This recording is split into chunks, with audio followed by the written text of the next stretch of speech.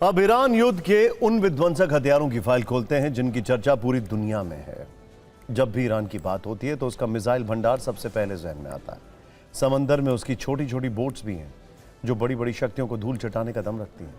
इसके काउंटर में अमेरिका ने भी बिना चालक वाली बोट फोर्स भेज दी है। ईरान जिन मिसाइलों से कहर बरपा रहा है उनमें जुल्फिकार और कासिम सबसे आगे हैं।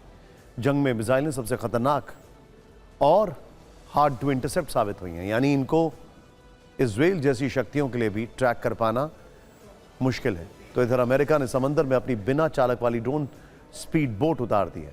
आसमान और समंदर में चल रही लड़ाई में यह हथियार कैसे और कितने घातक साबित होंगे, कैसे दुश्मनों को चकमा दिया जाएगा, इसे एक एक कर समझते हैं।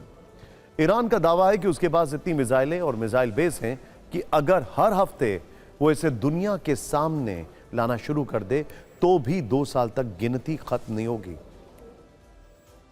वहां के एक सांसद मालिक शरियाती का दावा है कि 3 हफ्ते की जंग के बाद भी हमने अपना 70% मिसाइल बेस इस्तेमाल नहीं किया है। इससे आप अंदाजा लगा सकते हैं कि ईरान के पास मिसाइलों का विशाल भंडार है। युद्ध के 28वें दिन ईरान ने इजराइल और खाड़ी क्षेत्र में अमेरिकी ठिकानों पर 400 से ज्यादा बैलिस्टिक मिसाइलें दागी हैं। इनमें जुल्फिकार और कासिम सबसे ज्यादा कामयाब रही हैं। IRGC ने ऑपरेशन टू प्रॉमिस 4 के तहत जुल्फिकार को खास तौर पर तैनात किया है, जिससे इजराइल के तेल अवीव, हाइफा और डिमोना जैसे इलाकों में नुकसान पहुंचा है। आप एक फैक्ट समझिए, सोचिए जरा कि ईरान ने करीब 85 या 83 राउंड्स कर दिए और हर राउंड में कम से कम 100 मिसाइल तो फायर करता है। तो आप समझ लीजिए कितनी मिसाइलें वो फायर कर चुका है। जो जुल्फिकार की रेंज 700 से 1000 किलोमीटर है, ये समझने वाली बात है। बेहतर रेंज के कारण ये पूरे खाड़ी क्षेत्र और इजराइल के बड़े हिस्से को कवर करता है। ये अपने साथ 450 से 600 किलो तक वॉरहेड ले जा सकती है। इसे कुछ मिनट के अंदर लॉन्च किया जा सकता है। सबसे खास बात यह है कि ये मिड कोर्स फेज में ही इसका वॉरहेड अलग हो जाता है। इसी वजह से इसे रेडार नहीं पकड़ पाता है। जुल्फिकार के बाद अगला नंबर कासिम मिसाइल का आता है। इस मिसाइल को ईरानी जनरल कासिम सुलेमानी का नाम दिया गया है, जो जनवरी 2020 में बगदाद के अंदर अमेरिकी ड्रोन हमले में मारे गए थे। कासिम एक मीडियम रेंज बैलिस्टिक मिसाइल है जिसकी रेंज लगभग 1500 किलोमीटर है। ये 500 किलो का वॉरहेड लेकर दुश्मनों की तरफ उड़ती है। इसमें एंटी मिसाइल डिफेंस सिस्टम को चकमा देने की क्षमता है। दुश्मन के इलाके में अंदर तक जाकर यह हाई वैल्यू टारगेट जैसे कमांड सेंटर या एयरबेस को निशाना बनाती है। असल में ईरान की मिसाइलें मोबाइल टेल यानी ट्रांसपोर्टर इरेक्टर लॉन्चर परफेक्ट हैं, जिससे इजराइल और अमेरिकी हमलों के बावजूद ईरान इन्हें छिपाकर लॉन्च कर पाता है।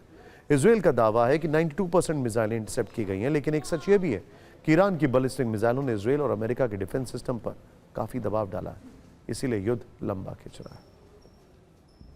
ईरान की मिसाइलों के बाद अब अमेरिका का कि वो ड्रोन स्पीड बोट भी देख लेते हैं, जो तेहरान की टेंशन बढ़ा रही है। बिना ड्राइवर वाली ये स्पीड बोट बारूद और माइन से भरे हॉर्मुज स्ट्रेट में गेम चेंजर है। अमेरिका की हाईटेक ऑपरेशन एपिक फ्यूरी का हिस्सा है, जिसका टारगेट ईरान है। अमेरिका ने अपनी बिना क्रू वाली ड्रोन स्पीड बोट समंदर में उतार दी है, जो ईरान की जासूसी करने के साथ अटैक के लिए भी तैयार रहती है। पेंटागन ने ईरान के खिलाफ इन बोट्स का करने की पुष्टि की है। समंदर में निगरानी के दौरान ये बोट 450 घंटे से अधिक और 2200 समुद्री मील की दूरी तय की है। अमेरिका की इन स्पीड बोट्स को GARC यानी ग्लोबल ऑटोनॉमस रिकॉनेसेंस क्राफ्ट कहा जाता है। GARC को मुश्किल समुद्री हालात में तेज रफ्तार और बिना इंसानों के लिए काम करने के लिए डिजाइन किया गया है। इनका इस्तेमाल नेवी के मिशन में किया जा चुका है। GARC अपने आप चलने वाले और रिमोट कंट्रोल दोनों तरह के ऑपरेशन में मदद करता है। इन समुद्री ड्रोन के जरिए खुफिया जानकारी इकट्ठा करना, संचार में मदद करना और बारूदी सुरंगों का पता लगाया जाता है। अमेरिका अभी तक होर्मुज को खुलवाने में नाकाम रहा है। ऐसे में समुद्री गलियारे में इसके इस्तेमाल पर दुनिया की नजर रहेगी। हाल के वर्षों में बिना क्रू वाली बोट्स यानी समुद्री ड्रोन का महत्व काफी है। यूक्रेन ने रूस के ब्लैक सी फ्लीट को नुकसान पहुंचाने के लिए विस्फोटकों से भरी स्पीड बोट्स का इस्तेमाल किया था। ईरान ने भी युद्ध के दौरान तेल टैंकरों पर हमले के लिए कम से कम 2 बार समुद्री ड्रोन्स का इस्तेमाल किया। खैर,